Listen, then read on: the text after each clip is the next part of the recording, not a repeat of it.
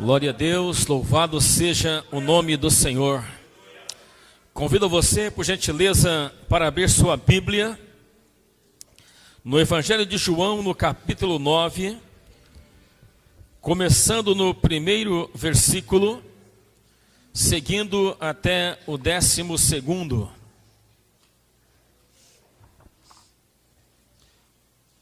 Evangelho de Jesus, narrado por João, capítulo 9, começando no primeiro versículo, seguindo até o 12º. Amém? Quem encontrou, dá um amém mais forte aí. Glória a Deus, muito bom. O texto diz assim: caminhando Jesus, viu um homem cego de nascença, e os seus discípulos perguntaram: Mestre, quem pecou, este ou seus pais, para que nascesse cego? Respondeu Jesus: nem ele pecou, nem os seus pais, mas foi assim para que se manifestasse nele as obras de Deus.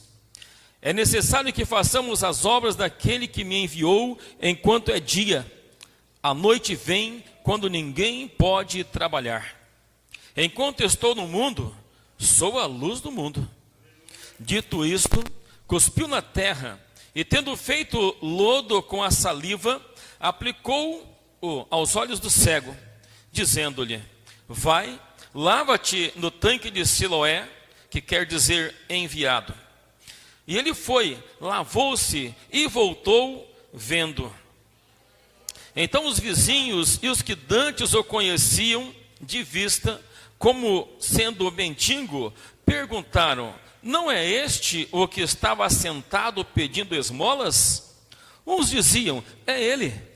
Outros: não, mas se parece com ele.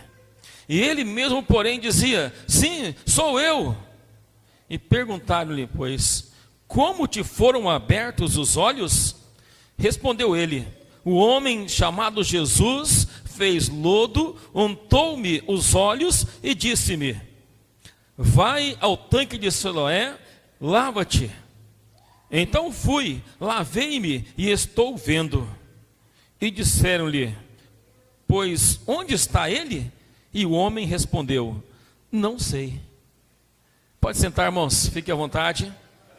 Glória a Deus, por mais uma vez estarmos aqui na casa do Senhor, nosso Deus, podendo refletir um pouco mais na palavra de Deus. Já estamos adorando a Ele desde que chegamos aqui, que adentramos as portas deste templo. Nós já estamos adorando a Deus e agora vamos adorá-lo mais um pouquinho aqui, refletindo na palavra de Deus, aquilo que o Senhor tem aqui para a nossa vida nesta noite, nesta palavra maravilhosa que Ele nos concedeu, mostrando que Cristo opera uma transformação completa. Amém? Você crê nisso? Que a maravilha que Cristo opera, que o milagre que Ele opera é completo. Amém, né? Glória a Deus, irmãos. Então a gente vai pensar um pouco aqui sobre esse texto, né? Que narra um dos milagres mais lindos de Jesus. Para mim, talvez para você pode ser outro, né? Mas para mim esse texto ele é extraordinário, é maravilhoso. Eu acho lindo o que acontece aqui, desde o início até o fim aqui desse texto, o que ele mostra para a gente. Para mim é lindo esse texto, esse milagre aqui. Talvez seja um texto muito conhecido, né, por muitas pessoas, quem sabe lido, pregado em vários cultos, em várias mensagens, porém ele tem uma mensagem extraordinária para a nossa vida. Ele tem uma mensagem assim muito importante para a gente colocar no coração e crer a cada dia nesse Deus maravilhoso que tem sempre falado conosco. Amém? Está firme comigo aqui, conectado aí? Então, aguenta firme que daqui a pouco a gente vai tirar uma conclusão aqui desse nosso texto, essa palavra aqui. Vamos desfrutar aqui de algo maravilhoso de Deus para a nossa vida, irmãos. Esse milagre aqui, quando ele acontece, ele está num contexto em que Jesus está se ausentando do templo de Jerusalém para não ser apedrejado pelos judeus. Ele está saindo de Jerusalém, está se ausentando ali do templo, porque ele tinha que defender a sua missão terrena e a sua autoridade vinda dos céus, né? E quando ele começa a defender, se você ler aí o contexto anterior, você vai encontrar isso que eu estou falando aqui. Aquelas pessoas começam a não aceitar o que ele diz, porque lá no capítulo 8, versículo 32, ele fala assim: vocês conhecerão a verdade e a verdade vos libertará. E eles falam: nós não somos escravos, somos servos de Deus, somos filhos de Abraão e nunca fomos escravos de ninguém. E aí Jesus vai falar algumas coisas para eles que eles não vão gostar de ouvir e vão querer apedrejar Jesus, e por isso ele sai da cidade, ele se ausenta ali do templo, e quando ele sai do templo, começa a caminhar pelas ruas da cidade. E é bom que a gente frise aqui, que Jerusalém é uma cidade muito grande, né? Uma cidade com muitos moradores. Imagine você, os grandes centros do Brasil, as grandes capitais, né? Você vai para São Paulo, aquilo é uma loucura quando você entra em um terminal rodoviário, em um aeroporto, né? Você vai para Curitiba, uma das capitais mais bonitas do Brasil, mas você vê como tem gente por todos os lados esparramados, andando, né? E aqui em Jerusalém não foi diferente, porque muita gente estava ali caminhando, andando pela rua da cidade. Eu fico imaginando isso que acontecia. E quando está ali, Jesus, ele encontra um homem que era cego de nascença, que havia nascido cego e que não tinha nunca visto a luz do dia, né? Então, por isso, quem sabe ele não poderia saber como eram os seus parentes. Sabia o que os outros falavam, né?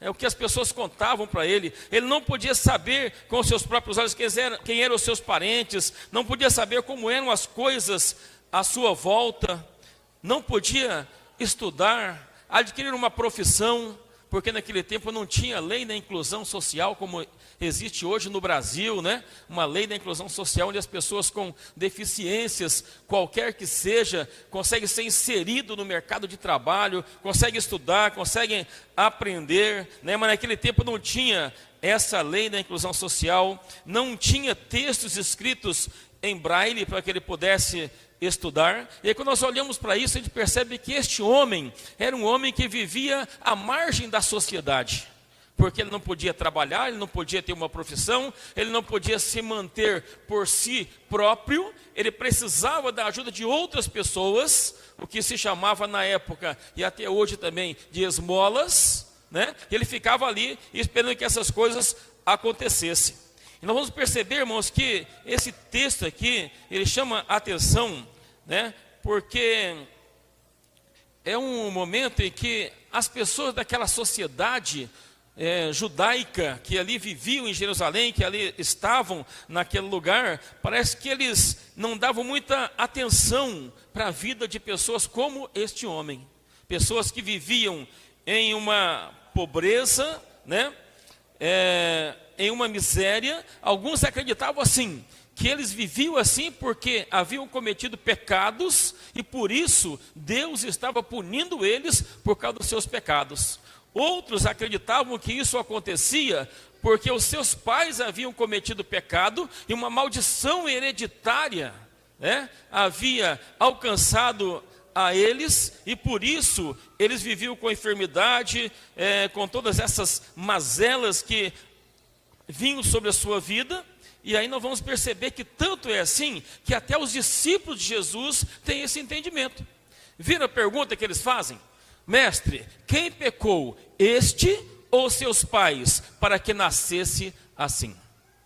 Então logo nós percebemos que era uma cultura, era o pensamento da época, que doença, que enfermidade era resultado de pecado. Até os discípulos pensavam desta forma, só que para contrariar essa lógica errada, esse pensamento distorcido aí, e mostrar todo o seu poder, né, que ele tinha como Emanuel, o Deus conosco, o Deus todo-poderoso, então ele declara assim, ó: nem ele pecou, nem seus pais pecaram, mas isso foi assim para que se manifeste nele a glória de Deus. Aleluia, Jesus. Olha, Jesus contrariando todo o pensamento errado. Olha, não foi isso que aconteceu, não é resultado de pecado essa doença, essa cegueira, mas isso aconteceu para que a glória de Deus seja manifestada através deste homem ou nele.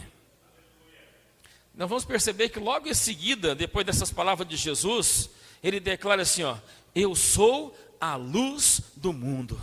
Aleluia, glória a Deus. Vamos olhar, irmãos, e ver que aquele homem, ele nunca tinha visto a luz do mundo, ele nunca tinha contemplado a luz, né? Aquele homem ali, ele nunca tinha visto isso. Jesus vem para esclarecer, mas não apenas esclarecimento dos olhos físicos. Jesus queria esclarecer o entendimento das pessoas. Ele gostaria que os olhos espirituais também fossem abertos, que as pessoas conseguissem enxergar fisicamente, mas também espiritualmente. Então nós vamos perceber que para tirar daquelas trevas ali, né, como diz lá em João no capítulo 3, nós lemos na leitura introdutória, diz que a verdadeira luz veio ao mundo. E diz ainda mais, que os homens amaram mais as trevas do que o quê? A luz, porque as suas obras eram más. Infelizmente, né? A luz verdadeira veio ao mundo, mas os homens amam mais as trevas do que a luz. Mas vamos ver também que o ministério de Jesus é muito prático. Jesus não fica somente em palavras. Nós vamos perceber que o seu ministério sempre tem ações, tem palavras, mas tem também ações. E aí, para demonstrar o que precisa acontecer, para fazer uma transformação completa na vida daquele homem, o que Jesus faz? Ele coloca um pouco de cuspe no meio da terra, mexe, faz um barrinho, coloca no olho do homem e fala assim: vai ao tanque de Siloé, lava-se. Bom, Jesus podia ter dito assim para o homem: Você quer ficar curado dessa sua cegueira? Então, pronto, está curado. Podia ou não podia? Jesus podia simplesmente, então, colocar a mão na cabeça dele e falar: está curado, como ele fez com outras pessoas, né? Como ele apenas falou para outro cego, né? Veja, ele poderia ter feito, mas ele precisava mostrar algo mais para aquelas pessoas que estavam ali. Ele precisava mostrar algo importante para eles. Por isso ele faz aquele barrinho, coloca lá no olho do cego, fala: vai lá se lavar no tanque de Siloé.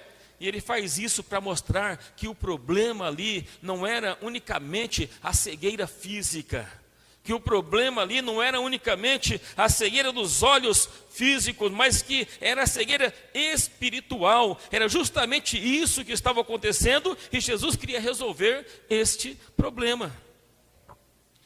Mas nós vamos perceber, irmãos, que muitas pessoas não acreditavam que ele era Deus. Por isso queriam apedrejá-lo, por isso queriam matá-lo. Ele vai sair de Jerusalém por causa disso, porque eles não acreditavam. Mas nós vamos entender também que com essa ação de Jesus, muitas pessoas que não acreditavam que ele era Deus, vão passar a glorificar o nome de Deus. As pessoas vão ver o milagre, vão ver a bênção, vão ver as maravilhas acontecendo na vida daquele homem.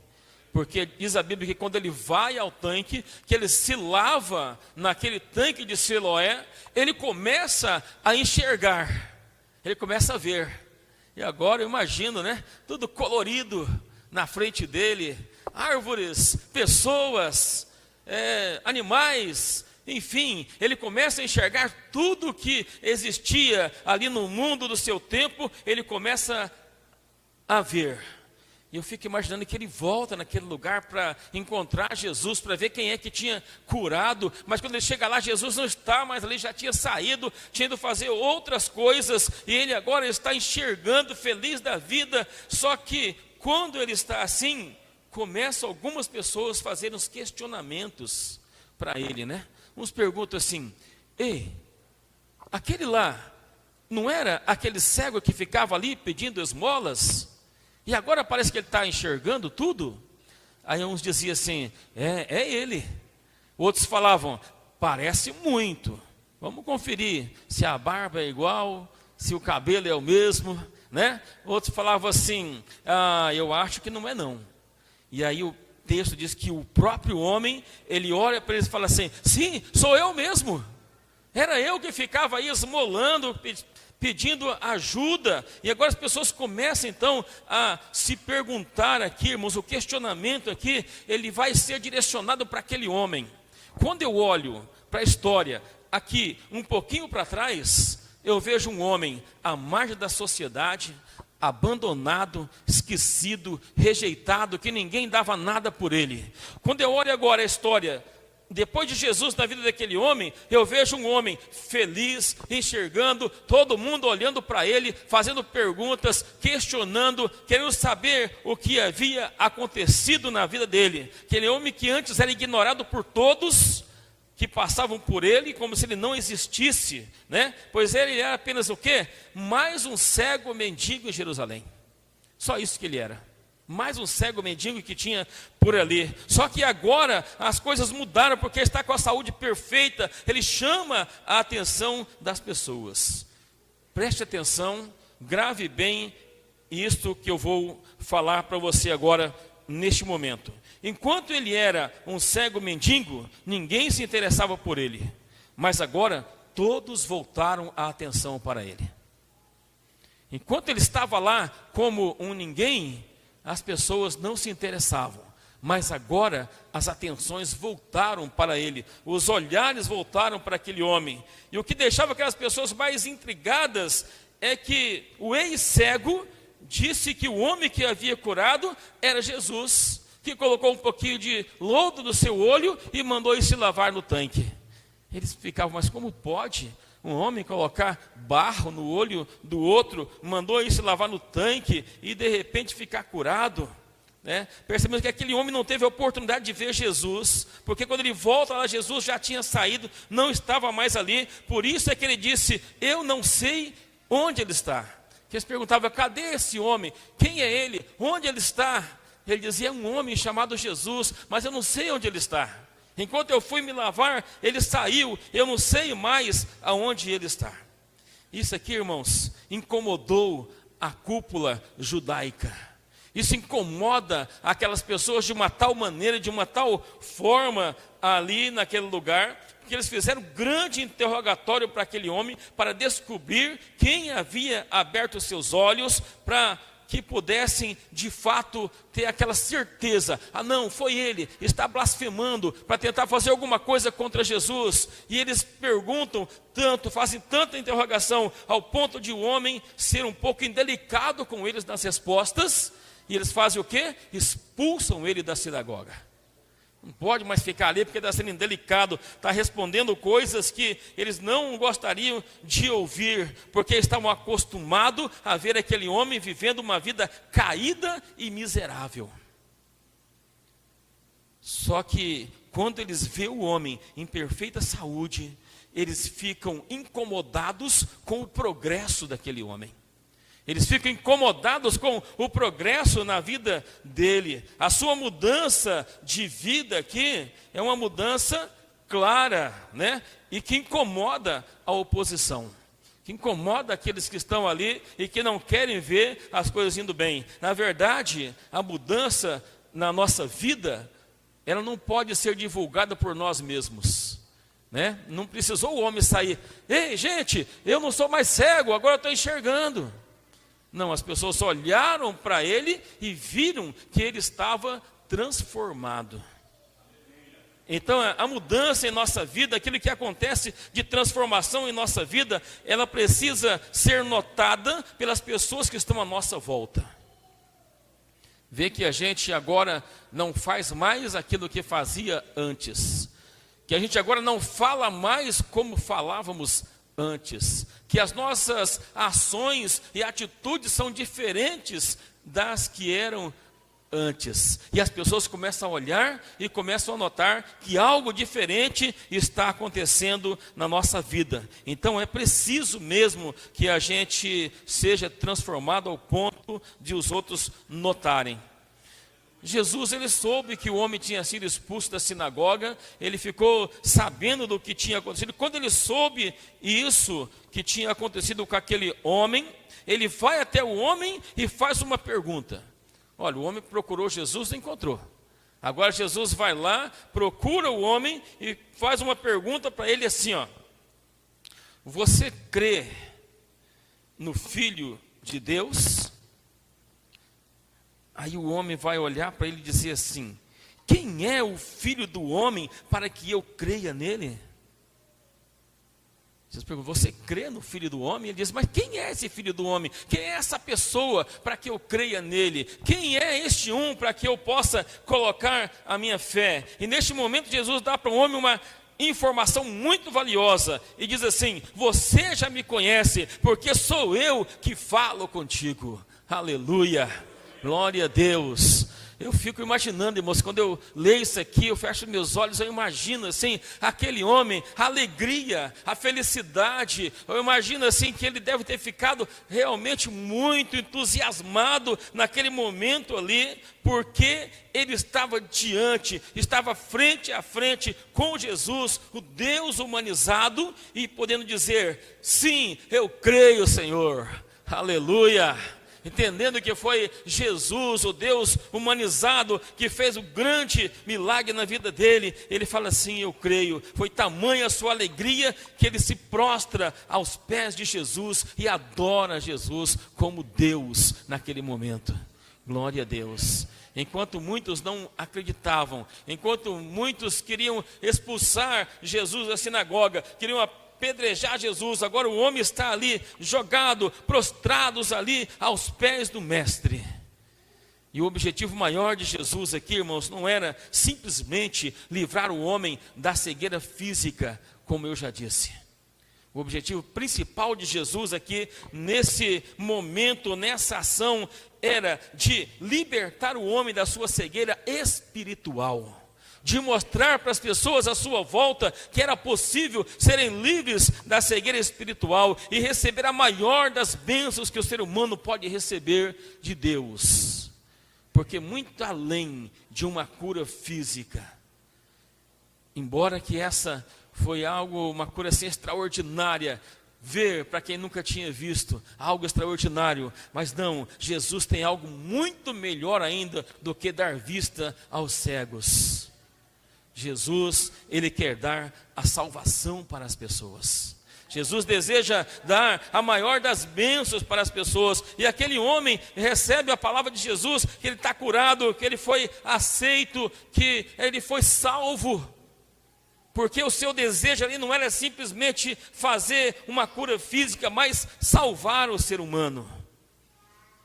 E eu imagino que talvez a gente viva, quem sabe pessoas precisem de alguma cura, alguma coisa, e não receba ainda aqui na terra, mas tendo a certeza de que um dia, quando Jesus voltar, você vai ter um corpo totalmente transformado pelo Senhor Jesus. A Bíblia diz que lá para onde vamos, onde nós vamos morar, além do Rio Azul, que cantamos aqui agora há pouco, né, não vai ter mais essas tristezas que existem hoje aqui.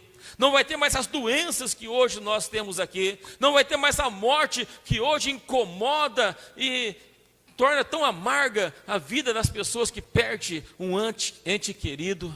Para onde nós vamos viver com o Senhor Jesus. E isso não haverá mais, porque a Bíblia diz que são coisas passadas, que pertencem a este mundo, e que nós viveremos eternamente com Ele. Glória a Deus, louvado seja o nome do Senhor. Você pode se colocar em pé um pouquinho, por favor? Quero convidar o Ministério do Louvor para subir aqui, para a gente daqui a pouco cantar um louvor, mas eles já podem fazer um solo bem suave aqui para nós, porque eu quero dizer para você, meu querido irmão, querida irmã, você que nos visita aqui nesta noite, que foi convidado ou convidada para estar aqui conosco, te dizer que Jesus Cristo, o Deus Todo-Poderoso, Ele está aqui neste lugar. E tudo que Ele quer é que a gente se esvazie da mera religiosidade, e que a gente entenda que Ele é mesmo o Salvador eterno, o dono da vida, o Rei e Senhor da nossa vida. Ele está aqui. E se nós nos prostrarmos, chegarmos inteiramente a Ele, nós vamos entender que o Filho do Homem tem poder para curar enfermidades, tem poder para salvar as nossas vidas. Por isso eu quero aproveitar esse momento, deixar a oportunidade aqui, hoje, se tem alguém que deseja aceitar a Jesus como Salvador da sua vida, se há alguém aqui nessa noite que deseja receber a Cristo como seu Senhor, e receber a maior das bênçãos que o ser humano pode receber na sua vida, que é a vida eterna, eu quero te dar a oportunidade agora. Se você deseja fazer esse concerto com Deus, aceitar, receber Jesus como Salvador da sua vida, se você deseja se reconciliar com Jesus, eu não sei o que tem acontecido na sua vida, eu não sei como você tem vivido os últimos tempos, o que tem se passado com você, mas eu sei que Jesus, Ele tem algo maravilhoso e extraordinário para te entregar nesta noite. E se você está afastado ou afastada da igreja por algum motivo, se você está fora da comunhão, entende que hoje é o seu dia de reatar os seus laços com Jesus, eu quero te convidar agora para vir aqui na frente. Eu vou orar por você, nós vamos orar por você. Deus vai escrever o seu nome lá no livro da vida, para que naquele dia, quando Ele voltar, você seja chamado, você seja chamada pelo nome e possa viver com Ele para sempre, eternamente. Aleluia, Jesus, glória a Deus. Está aqui uma jovem, a Sara, aceitando a Jesus aqui como Salvador da sua vida. Glória a Deus, fazendo a melhor decisão que ela poderia fazer na sua vida. Tem mais alguém, irmãos? Se você está com desejo aí, se está sentindo assim aquela vontade de vir, mas parece que alguma coisa está te segurando aí, a gente quebra agora em nome de Jesus todas as amarras, para que você possa vir aqui agora, aceitar a Jesus, se reconciliar com Ele, sair daqui nessa noite com a certeza de que se Ele voltar hoje, você vai subir com Ele. Glória a Deus, aleluia. Mais uma irmã aqui, a Bruna, se reconciliando com Jesus. Glória a Deus. Tem mais alguém, irmãos? Ô pastor insistente, eu sou insistente mesmo, porque se eu não insistir aqui com você, o mundo vai insistir lá fora com você. Então eu tenho que insistir, porque aqui é o melhor para a sua vida. Tem mais alguém? Eu também não vou ser tão insistente assim, vou encerrar o apelo. Tem mais alguém? Se você acha que não é hoje, eu vou orar para que Deus te dê uma nova oportunidade como esta, para que você possa recebê-lo como Salvador da sua vida. Amém? Glória a Deus. Vamos orar pelas irmãs. Fica aqui, Bruna, por favor. Vou orar por ela, pedir para que vocês me ajudem na oração também. Pode ajoelhar.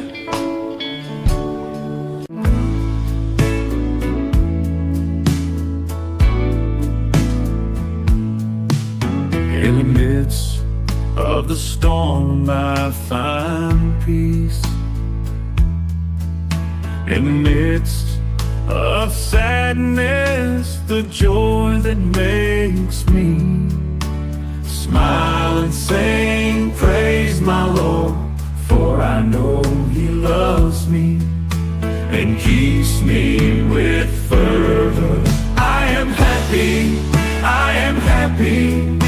for Jesus makes me so. With Him by my side, there is nothing to fear. I am free, I am strong, for He guides me, and every day He makes me blossom.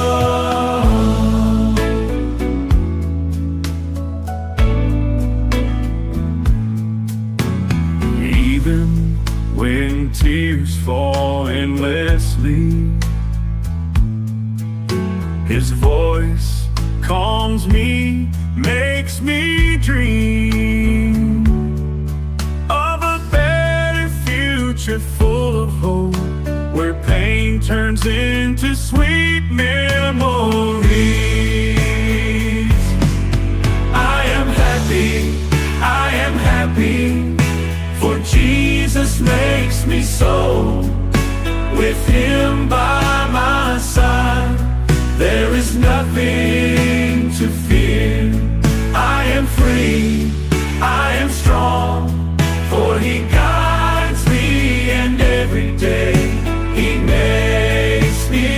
blossom. Even when tears fall endlessly, His voice calms me, makes me dream of a better future, full of hope, where pain turns into sweet memories.